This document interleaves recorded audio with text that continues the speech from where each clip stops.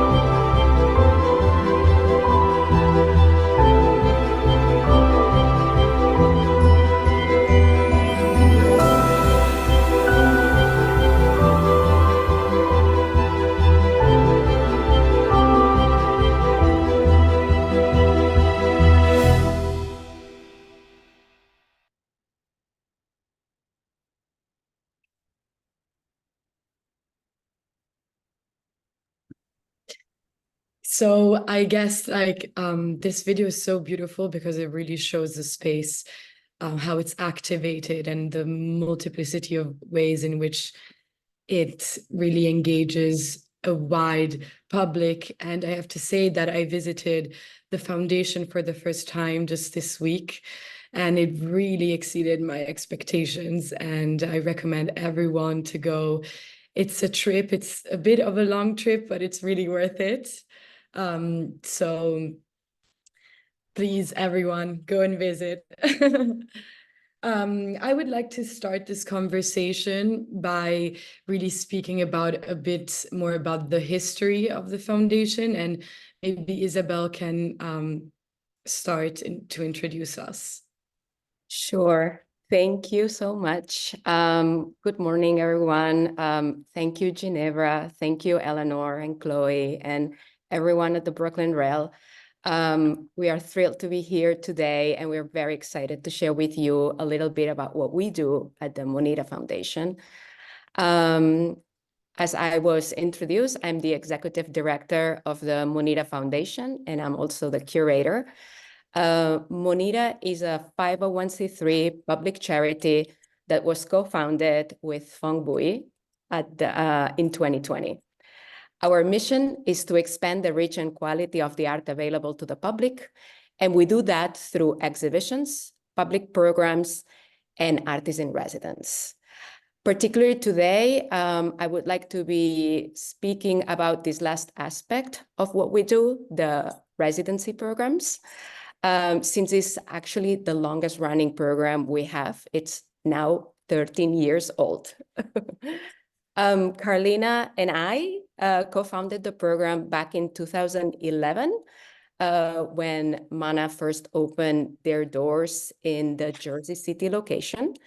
Later, we replicated the program in Chicago in 2014. And later, we did it in Miami in 2016. I will pass it on to Karline, though, so she can tell you how we all got started with this adventure. Thank you, Ysabel, and thank you, everyone in Brooklyn Rail for having us today. Yeah, I can't believe it's been so long. We've come a very long way. When Ysabel, and I'll give you a little history and a little context, because I think it's important to hear this to understand how the residency came to be and where it is today. Ysabel and I met in Venice at the Biennale, I guess it was 2010. And we had bonded because we had both just closed our galleries. Ysabel had her gallery in Barcelona. I had my gallery in New York. And we realized that we were both really bad salespeople. So our galleries were not so successful. And we kind of stayed in touch. And then fast forward a year later, we're walking in Chelsea and Isa is in New York. And she's like, Karline, you have to come to MANA. You have to come see this incredible facility out in Jersey City. So the following week, I went out there and we met with the senior leadership at MANA, who really wanted us to open up a gallery in Jersey City. And at first we were like, sure, let's do this. It's been a year, like, let's, together we'll be better, stronger. And about after a month, Ysabel and I looked at each other and we're like, why are we opening up a gallery? And why are we doing that in Jersey City? This is like not a great idea for the two of us as bad salespeople to begin with. And so we thought about what we felt most passionate about when we had our galleries. And that was really nurturing and fostering artists and their careers. So we pivoted and we said, let's start a residency program and let's afford artists studio space, much needed studio space, because we all know the trials and tribulations of, working studio space in New York City and the greater New York area. So we kind of put some ideas together and we first approached our immediate network, artists that both of us had worked with in our respective galleries. And we said, come to Jersey City. We're going to give you free studio space. Let's try this out. Let's see if we can build this residency program. And we did. And the first couple of years were funny and exciting. One anecdote that Ysabel and I love to share, which really helped shape the rest of the residency program moving forward, was we had one artist who, at this point, the residency was only 6 months. It later evolved into 1 year because we realized that was more productive for all parties. But in this first 6 months, this artist, we never really saw him. He didn't really keep a full studio. And towards the end of the 6 months when we were doing studio visits, he wasn't present. So we opened his studio, which he gave us permission to do. And we opened it and there was one chair in this studio space. And we were like, okay, this we'll be moving on now. We had a whole tour of, museum curators and other individuals. And we called him the following day and we're like, what happened? Did you not like this program? And he said, no, it's been the best program. I used it as a space to think. And we were like, oh my God, that's the most beautiful and conceptual adoption of a residency program. And that really helped inform how we wanted to keep going forward. So that was kind of the first moment where we realized, let's let the artists help dictate what this residency becomes. And it's, can't believe that it's 13 years ago.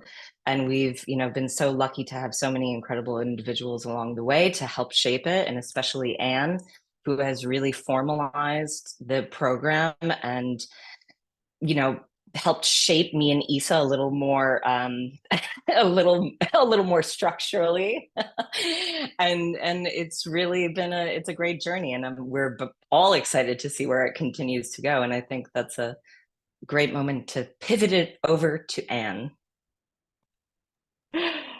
That makes me feel like I'm controlling you guys a little. I want to usher Not this at in all. as a small stewardship of a program that you began. I will say this. So I come to this program, I'm directing it. I've been working with the residents for the past almost 4 years. That I hope that's right, Isa. But I was a past resident. So I came into this program after completing the residency. And that's actually how the relationship began, because it happened in the pandemic. And I stepped in and I looked at Isa and I just kind of said, we could be doing more. And so she's like, all right, show me. And so I kind of took over, held the reins, and have been working diligently over the last few years to sort of formalize it in a way that makes it more open to artists. So we have like an open call in place right now. We've been applying for funds through different grant cycles to make sure that the artists not only get these studios, but they also get paid. And every year it's getting better and better. And I also started formalizing my requests for studio visits with Isa and Karline, who've been working incredibly hard behind the scenes to make sure that we're getting like incredible curators and thinkers and participants in the art world from all ranges to visit with our artists and create future opportunities for them post-residency. Anne, could you speak a bit more about the way in which you support the artists? Because you are actively, like all of you, are actively involved in their practice. And I was wondering if you could talk a little bit about that. Yeah, so I will admit this also comes from a very selfish place. I like to think about things that I would like as a practicing artist to have in place as participating in a program like this. And so I make sure to facilitate community. And that means that like I bring the artists together, we gather together, we meet for coffee, we talk. I make sure that they have my contact, Isa's contact, Lidia's contact, so that whenever they have questions or ideas of things they want to do, they have a person to talk to. I make sure that the studio is comfortable. I make sure that they have the things they need inside of there to sort of take over. And like Karline talked about, like, everybody uses these spaces differently. Like there's no requirement on how you enter the space and how much of it you use. It's just there for you to use. I don't tell you how many hours to be there because I know that, some weeks are great, some weeks aren't. I mean, you just have to use it is all we ask. I make sure that there's at least a little bit of financial support so that the trip to Jersey City is offset. And that part is growing every year, and we've been getting more and more successful with our fundraising efforts on that part.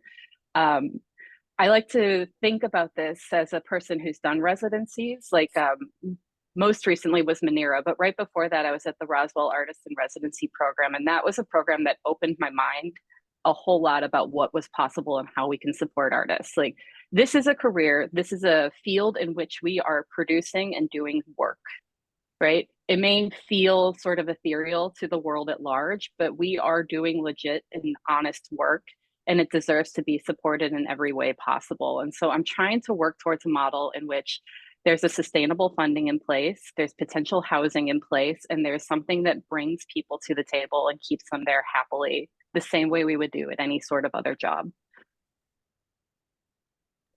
Another aspect that really was interesting to me is that what diversifies your residency from many others, it's that it's 1 year long, which is quite a lot of time. And I was wondering how do you identify this as a point of strength for your residents?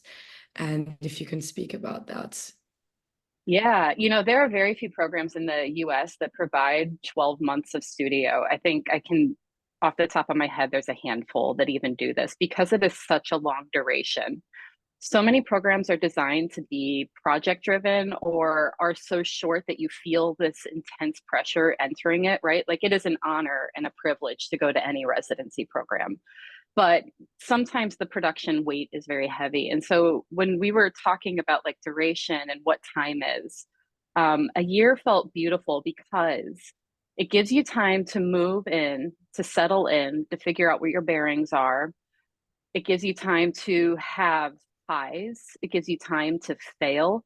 It gives you time to feel those lows and to know that there's nothing that's going to be shifting about your security in that space. You get to do all of that stuff, maybe once or twice in a year, and not have to worry like, oh God, I didn't do enough for this program, or I didn't do enough to make this studio be utilized. Like, you're utilizing it and you get to do all of that stuff the same way you would in the real world. I want to also echo community on that. And to your point earlier, when the program was 6 months, it was just too short. And Mana is one of the beautiful benefits of Mana is that you are, or of our program through Monira at Mana, is that you have access to this community. And in 6 months, you just can't infiltrate that as well as you can in 1 year. So you really need that time to deep dive into the overall resource that Monira provides, and the community. Take advantage of that. Yeah, you're right. And when we were watching the video, Karline, I was reminded because so many of these, well, first, I do want to mention that video is actually made by a current resident of ours, Diego Roque, who's amazing. But also I want to say that like those are all the artists that we've been working with for the past 3 years, and like I got a little watery-eyed even though I've seen the video 500 times at this point, but like every time I think about how hard these artists have been working and the work that they're producing there, like it's amazing to me. And so like not only is it like that community feel, but like I feel like they're part of the family for me personally. Like they get welcomed in. I don't let them go. They stay a part of the foundation for the long term. I invite them to exhibitions whenever we have opportunities. I make sure that they get opportunities that I see at large. Like I send stuff that I'm like, oh my God, your work is a perfect fit for this. Please, please, please just put yourself out there. Definitely. There's a large emphasis on alumni in this program. And I think that also makes it stand out in contrast to others and makes it really a fun thing to participate in. Mm-hmm. And also I found that the flexibility of the whole program is really mirrored also in your expectations of the residents. So you do have a public program and you require or maybe request the residents to show their work, but you do so in a very flexible and open way. So could you speak a little bit more about that? Yeah, it is funny to be commenting on this in a format that would be typically used for like an artist talk, but artist talks are so boring to me, and I hate telling people that they have to do that. And like, there's a huge value to them, and I understand their purpose. But if I'm requiring that of every resident that comes through our program, I'm just getting bombarded. And truth be told, most artists aren't public presenters, right? Like a lot of the time, the reason that we succeed in our practices is because we love to hide in the studio. And so I like to give the artist the freedom to choose what their engagement with the public is and to let it be incredibly flexible. We've had a range of things happening. So we've, like this Sunday coming up, we have a resident presenting a screening. It was curated by him. It's a bunch of his friends, truthfully, but the work is incredible. It's a good collection of things. We had a recent resident, Rowan Renee, who did a massive installation at Greenwood Cemetery, but the work was partially completed at Monira. And so they went and did a walking tour on TikTok and Reels over the course of a week that we presented out. It was amazing and organic. I'm still waiting for one of my residents to give me like a reading list as a project, but it hasn't happened yet. Hint, hint, Paul and Kevin. I just want people to feel like whatever they're sharing with the world has a value to their practice, whatever that connection be. Maybe this is a good moment for Paul and Kevin, the resident artists, to speak about their experience and maybe their projects and what they would like to introduce and show. No pressure. No pressure. Sure, no, sure. I'm happy to start then. Hi everyone, my name is Kevin Quiles Bonilla. I am a current resident alongside with Paul.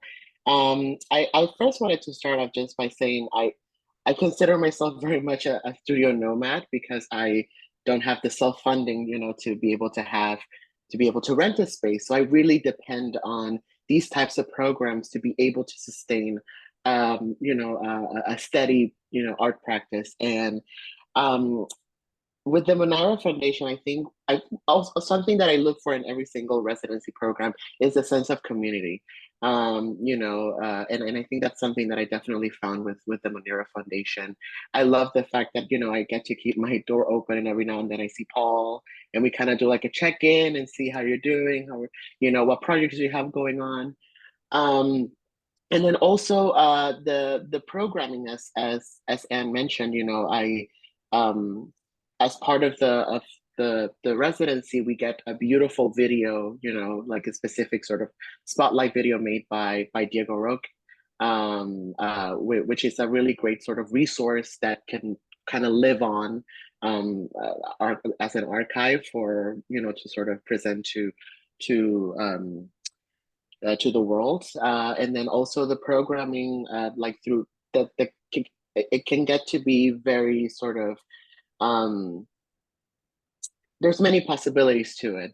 For example, I am getting ready right now using the studio, getting ready for a solo show that I have in the summer, and one of the programmings that I proposed to Anne was sort of like in the line of Rowan Renee's sort of presentation of her show, but kind of doing sort of like these little snippets of different sections of the exhibition that are going to take place over the summer. And another thing that I really like is just the connection, not only just with the main residents of Monira Foundation, but also just with the larger MANA community in Jersey. It's there's hundreds and hundreds of artists just working collectively, and just to have that energy in the same space it's really, really special. And I think a perfect example of that is going to be this Sunday during the open studios, which I encourage everyone to stop by. It's going to be really, really amazing. Thank you, Kevin, for sharing this. And Paul, would you like to speak a little bit about your experience in Monira?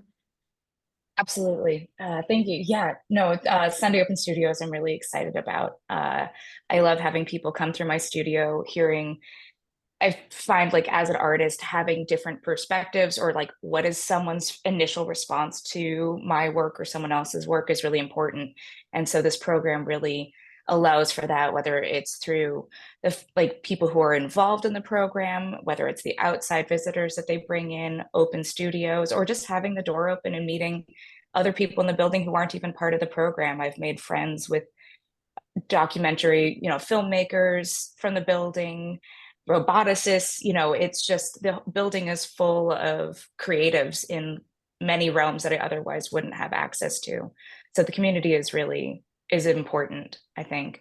For me, I think one of the big things is also the space. The studios are huge. And so not only do we get it for a year, but is it like 480 square feet per studio? They're really large and very tall ceilings. So actually at my previous studio that I had works, the work in my head, the ambitions are bigger than my space often, and that this actually allows me to be the size that I want to be, that my works literally couldn't even fit at anything other than an angle in my previous studio.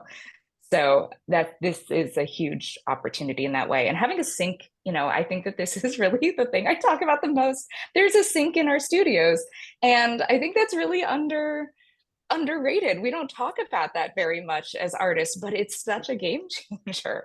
All these little things that when you're in creative mode, you're so like sort of monomaniacal about whatever you're looking at, and that even something like walking to the other side of the building can really disrupt the flow. So I think that it really engenders this full creative practice. We have windows in the space, which allows for so much, including having ventilation from the outside. And I have a work up in a group show at Swivel Gallery right now in Brooklyn. And that piece I would not have been able to make in my previous studio. There just wasn't space. There's like a huge metal rolling cart that I had fabricated from Friendly Metals, who are amazing, highly recommend. But that I wouldn't have been able to do any of that. And I'd been sort of planning on making this thing for so long, and that actually this residency was the only reason I was able to do it. So, and I also have a end of the summer solo show that I'm basically creating entirely in this space. So. And I was wondering if the incredible exhibitions and spaces that are in the building are something that have influenced your practice, or something that like you engage with also with the other residents and study from, because you do have really incredible works of art in your very close proximity every day. There was, we're not remembering right now, apologies. And if anyone does remember, please make a note of, or please say so. There was an artist's work in the hallway as you walk to get to our studios that was a telephone pole that was sort of like covered in this fuzzy material, and there was a sound element to it as well. So there were like birds chirping, there were sort of like ambient noises from a cityscape, and I took it for granted. It was there from the moment I moved in, and it was there until it wasn't there. And I miss it so much. And I don't think I've ever lived with a sculpture in that way up until this moment. I really miss it. Yeah, no, I agree as well. And I think I like the fact, that there's like these sort of almost ephemeral pieces that kind of like appear and disappear, which is almost, you get a glimpse of them and then, but there's also like these recurrent like exhibitions and permanent works of art that are always there as you're walking by on your way to the studio. So it's a constant, flow of sort of like references and of like inspiration, for like once you're going into your studio. So I think in terms of this space, it's just a really beautiful and really sort of energetic space to be working at. Thank you for sharing, both of you.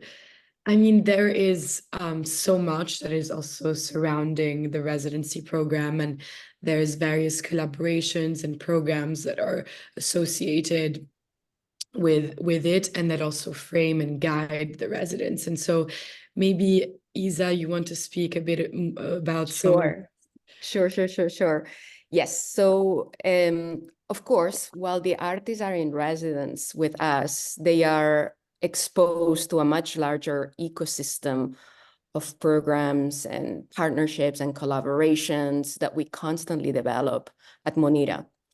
For example, one of the long-term exhibitions that we've been presenting now for a few years is the Jonas Mekas, The Beauty of Friends Being Together. This is an exhibition that Funk, Bowie, Sebastian Mekas, and myself have been working on since 2019. It is the recreation of the original loft that Jonas had in Clinton Hill, and after he passed away, we moved and we recreated the loft in Jersey City. Because the exhibition is on view for such a long time, 4 years going into 5, it allows us to do several programs for the public to be able to interact and to see these exhibitions. Currently, for example, we have a fellowship supported by the NEA of 6-month fellowship, paid fellowship, where the artists can come in and work with the archives. And maybe you want to explain a little bit about the fellowship as well, because we also have, aside of the residency, the 5 visual residents, we also have a few other ways where artists engage with us. Yeah, one of the nice things is we have this nice stable residency program, thanks to Ysabel and Karline. But in addition to that stable program, because of these partnerships, we've also developed a lot of things that are more organic in nature in terms of residency opportunities. And so this fellowship was a unique one because we've been working so closely with Sebastian over the last few years. He had a need for the archives to receive a little more formal attention, and we were hoping to expand opportunities for artists. And so I worked with him to sort of develop this collaborative approach to how we could manage that, which was to create a program where artists, writers, curators, anybody who's working within this Jonas Mekas spirit could apply to the program with a proposed project that could be completed over 6 months. And they would in turn work in the archives with Sebastian 1 day a week to help, create more structure around this massive quantity of stuff that Jonas accumulated over his life. And so we ended up taking in 3 artists total. One's a collaborative. Chihiro Ito was with us for the last 6 months, and he worked on helping translate some of the Japanese texts from the archives, and then also produced a zine and a video, which is screening on Sunday. And then currently we have Diary NYC with us, which is Sage Otama and Saint Pinheiro. And they are working in the archives. They just began, but they're working towards presenting screenings at the Monira Foundation, sort of in the spirit of Jonas. And so it was an opportunity for people to engage their practice, but to also get this meaningful support given in the archive. And we were lucky enough to get NEA funding for it. So it is a fully funded residency opportunity that we were really proud to put together.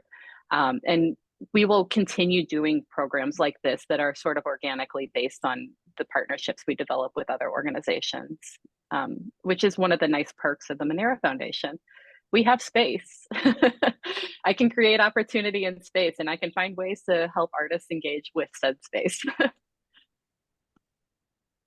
Thank you, Anne.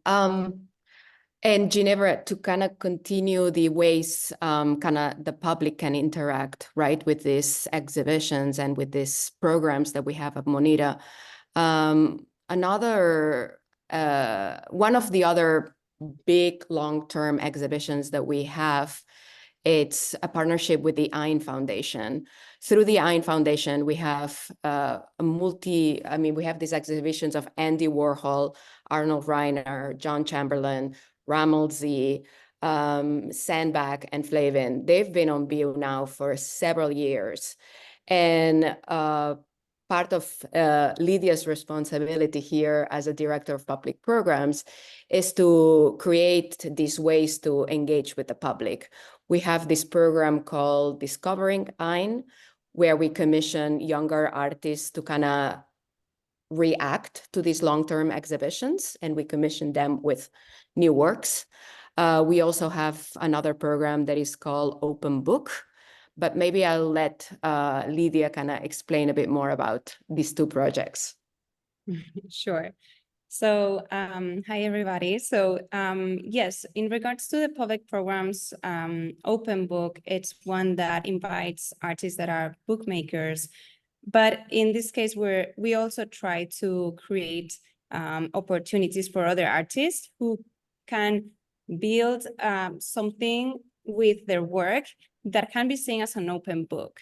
So, for example, we've worked with photographers, we've worked with artists that work in different art forms and disciplines, and created an open book, or what we can see as an open book with different formats.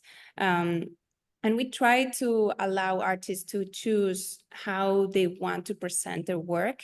So open book can be seen as a video in which we record the artist just going through their project, or it can be a presentation as an exhibition. So we are very open to allow the artists share their vision on how they want to present their work. And we do that for all our programs, and that's why each program has very different formats each time we present it, and it's really fun, actually. And with that, we have actually here Rashad Wright with us, and I would like to talk a bit about the project he did for us for the open book. Rashad, as you said before, he's the Poet Laureate Emeritus of Jersey City. It was a pleasure to work with him. We worked with him before because he's also a past resident, but it was the first time for me working with him, and it was amazing. Just, when I told him the project, that, what the program is about, I asked him to present it in any format he wanted to. And he can tell more about it, of course, but in this case, he created a presentation in which he read two excerpts from his book, his recent book, Papa's Tango, and created a performance together in collaboration with the dancer Miranda Dahl as a response to his poems. And there's a video which went live on YouTube on last Saturday. So there's a video on our YouTube that everybody has access to. And he'll be able to share a bit more about it. And then with that, he's going to do the reading as well. So Rashad, if you would like to share. Yeah, we did open book maybe a few weeks ago and recorded that. It was published this Saturday. Papa's Tango is my second book. I actually wrote my first book, Romeo's Whiskey, while I was at my residency with Monira. And it was my first book ever. I was just 24 and fresh out of college and named Poet Laureate of Jersey City. A big responsibility, and I had no idea what to do with all of that. But Monira provided me with a studio space to brainstorm, kind of find out who I am as an artist in this extremely new time. And while I was there, I organized a monthly open mic, which was then called Mana Mic. And ever since then, I believe it's been adapted and has been called Emerge. And that was sort of like one of the only ways that local performance artists had space to share in Mana. Prior to being a part of Monira, I, as someone that was born and raised in Jersey City, had never heard about Mana, had no access to the building, had no reason to be there until Monira took me in there. And now so many of my friends and other local artists who have gone on to do some pretty amazing projects have called Monira and Mana a home as a result of that affiliation. But just glad to be a part of a program that I started my residency in 2018. It's 2024 now. That's 6 years. So yeah, a good portion of my artistic career was founded and as a part of Monira, and in gratitude to that.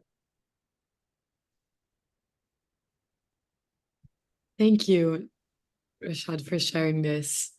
I actually wanted to, since I know that you just opened a few shows yesterday, I was wondering if we could talk about that and tell the public about that, and also something really exciting that you will open soon is your new cinema. And I think it's a great way to bring a new public in. Yes, this actually we haven't opened them yet. It's this Sunday, this coming Sunday, May 19th. We are opening 3 new exhibitions. We're inaugurating a new cinema where we will be doing regular screenings and presenting new programs there.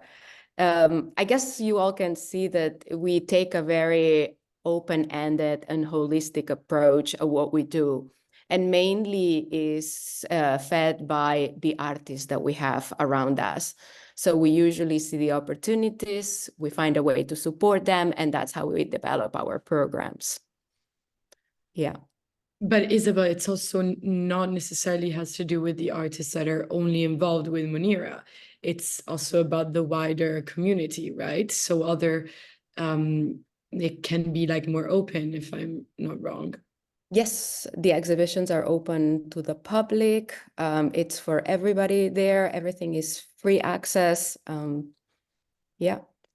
It's just a trip to Jersey or to Chicago. It's worth it though. Does anyone want to add any points and to what we have been discussing? Or if not, we also have a beautiful poem that Rashad wanted to conclude with. Can I add something? Of I course. just realized this was something I didn't tap on because we talked about the residency program a lot and like, you know, how we support the artists that are brought into that program. But I also want to make note that like, as an artist, I also know what it's like to be in an application pool where you feel like an anonymous loser on a near regular basis. Something that I've been trying to bring to this program, and moreover, the approach Monira takes to our communications and how we think about stuff is like making sure that even if we aren't working with an artist on a project or accepting them into a program, that they are heard and they are seen. Putting sort of a human spin on the back end of how we manage our open calls, how we invite people, or how we say no to people, making sure that like we do see the work that a lot of people are doing, and there is an incredible amount of things happening around us. We make sure to respond personally and to talk things through and to make sure that people know that like we did give this consideration and we do see what's going on and we love that this stuff is out in the world. We can't possibly support everything, but we do care a lot. And this is also why you always maintain a relationship with your past residents. You were telling me the other day about this long, I mean, you were a resident yourself, but something that it's really important for you, I imagine. Absolutely. I mean, you never know what's going to happen. And I think that the more welcoming we are of people and the more that we can bring things together, the more things that happen in the future. Like you never know. And I don't want to close a bridge that we didn't even get to cross yet. And is it useful for you to have discussions and conversations with past residents to improve the residency? Is that something that you're involved with? Absolutely. You know, it's hard not to take some stuff personally, but like I made that choice and it definitely did not go over well. But yes, I try to make sure that we're actively engaged in that because I think that the more that we hear what people need, the stronger the program gets. And I guess a good example of that would be one of the programs we didn't even talk about, which is our performance residency, which started as a very project-driven program and over the last couple of cycles has sort of morphed into more what we're doing with our visual arts residency and that it's open time and access. And we're building in more and more time to that program itself because I don't know why we penalize performance people for having to have very specific goals when I don't do that to visual artists. Yeah, we take it in stride and we try to change where we can to make sure that everybody's getting what they need out of it. In terms of the performance residency, it was so fascinating to learn that kind of like grew up from the dance space, the beautiful dance space that you have. So maybe we could speak a little, like just for a second. Sure, yeah. Funny. So we have a beautiful dance studio that we are stewards of at in the Monira Foundation, and it's like a 55 by 30-foot room with a sprung wood floor, marley mirrors, and giant glass windows. So a little like being in a fishbowl. But the room was designed for Carol Armitage, a world famous dancer who's been with us for since the beginning, maybe Isa. I'm not sure when she was brought in, but 2013, I believe. yeah, few for a years long time. after the building opened. And the room was built for her, basically. Yes. Yes. And so she was very actively engaged in it. And over time, we realized there were more and more gaps in there where she was out doing other projects or taking breaks, or, you know, Carol, she is a very young woman. But obviously over time things have slowed. And so what we did was we started stepping in and incorporating opportunities into the space. And what that's turned into is more and more of like a formal residency program over time, in which we can bring in people who are movement based. The room is designed for dance specifically because it was Carol who it was built for. But I've been trying to open it up more and more with every cycle as I listen to what artists who work in performance are telling me about what their needs are and what's actually happening out there, because it's not just traditional dance. It's a lot of movement. It's a lot of movement based things. It's a lot of time based things, and making sure that those people too have access to safe movement opportunities on a floor that doesn't break their bodies. And to conclude, before we pass it on to Rashad, I just wanted to ask all of you if, I mean, it's a fairly recent program, but it seems like you did a lot of development and learning. And if you want to share with us some of your goals and how do you see this residency evolving and progressing? Yeah. I mean, personally, I want housing at some point. I want to be able to welcome international applicants too, and so creating space where we can actually fully support. But I also I wanted to keep going. I just wanted to keep going. It's such a valuable resource in our neck of the woods. Everything's expensive. It's complicated to have an art practice here, and I want to make sure that we're doing our best to make sure artists can survive. Great. Thank you so much for everything. And Rashad, would you like to conclude with your poem? Yes, would love to. But first, we have a tradition that we kind of started in Jersey City. Before a poetry performance, before reading, if you hear the words day by day, the natural response is we are getting better and better. So if you decide to indulge me in this tradition, feel free to do so. It's a good mantra, something to believe in, or something to say even if you don't believe in it. It helped me when I was going through very challenging times, and the poetry community in my home helped give me that energy. So I'm just going to say day by day and silently or spiritually respond, we're getting better and better. Day by day, yes, we are indeed. My name's Rashad, and that's kind of Arabic. It means someone who is always on the right path. And that's funny because I've taken more wrong turns than newlyweds in horror movies. I'm the oldest of three. So at one point, there were two little girls and they looked just like me. And they had to sit through all my TV shows. So they knew all 152 Pokemon before they knew the alphabet had the last letter.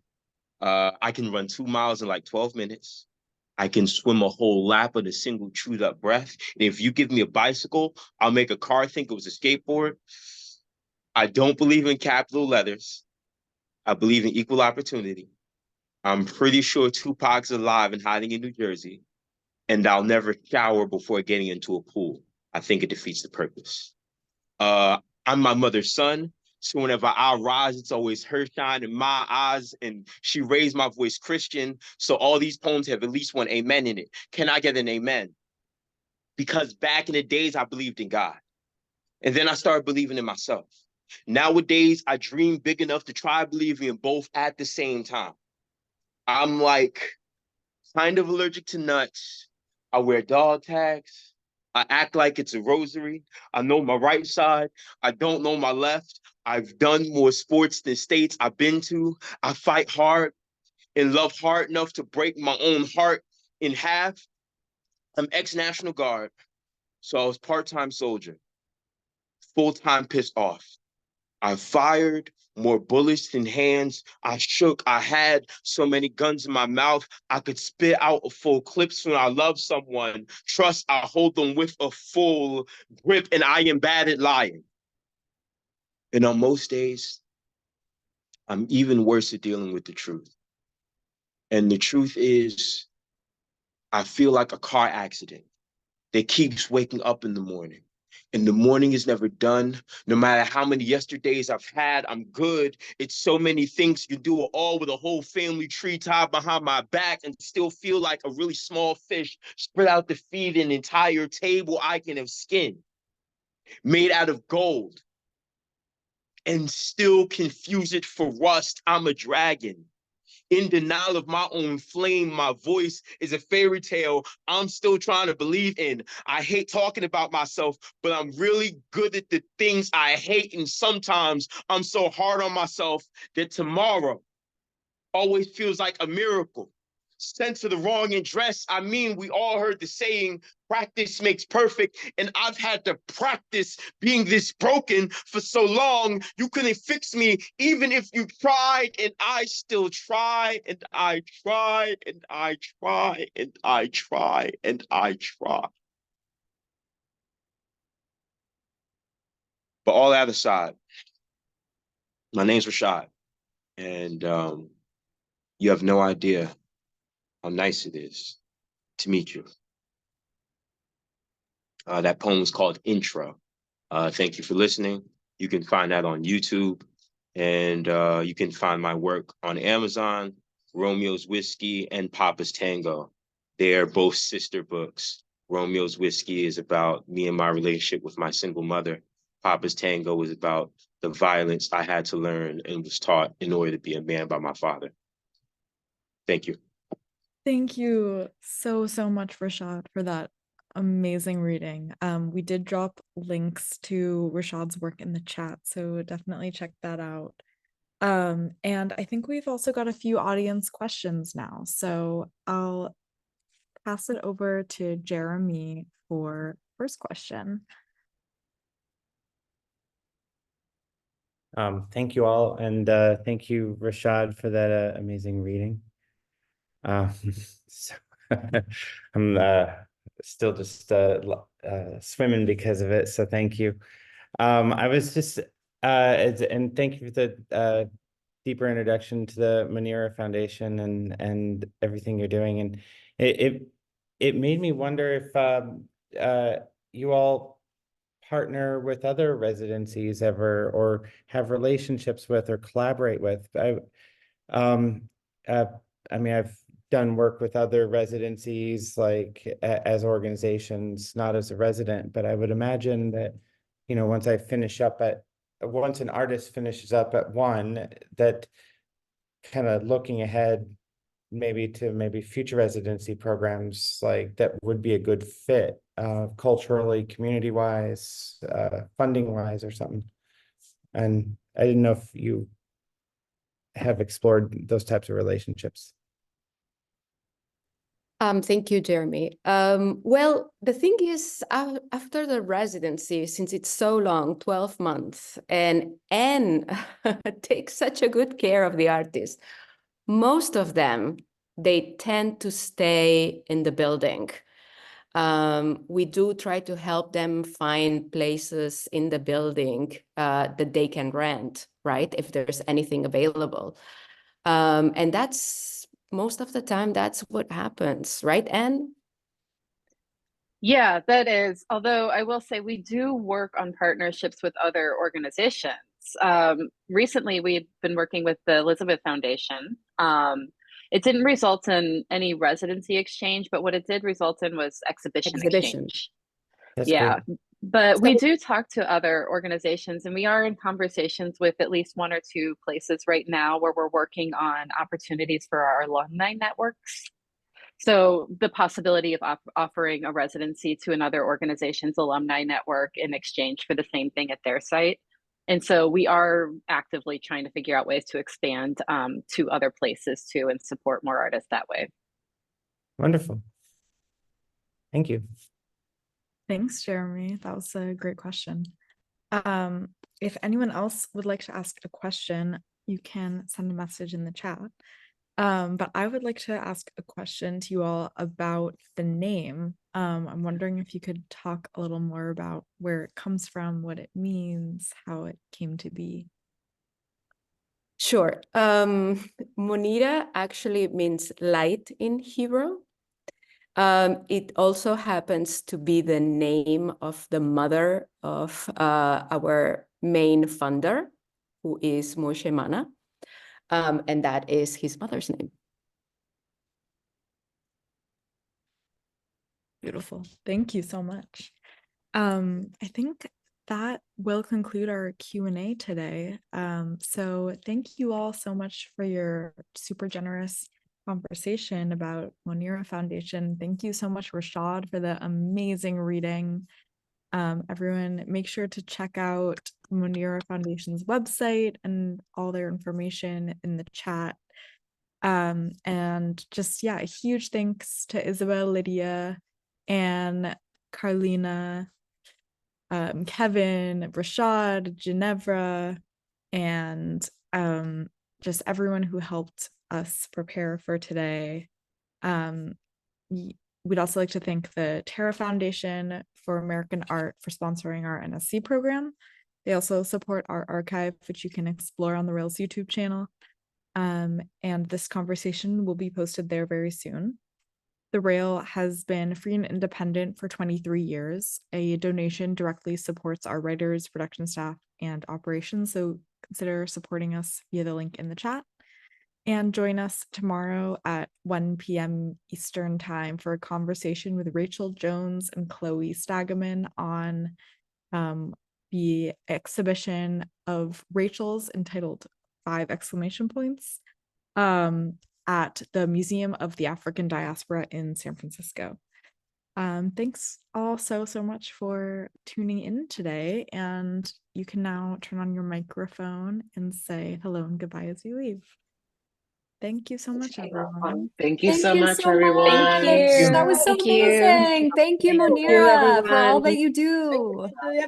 See you Sunday. Thank you. Bye, everybody. So good to see you all. Through the cracks because they have a bachelor's Thank you, degree. Rashad, for the Bye, beautiful everyone. reading. Bye. Thank I you. hear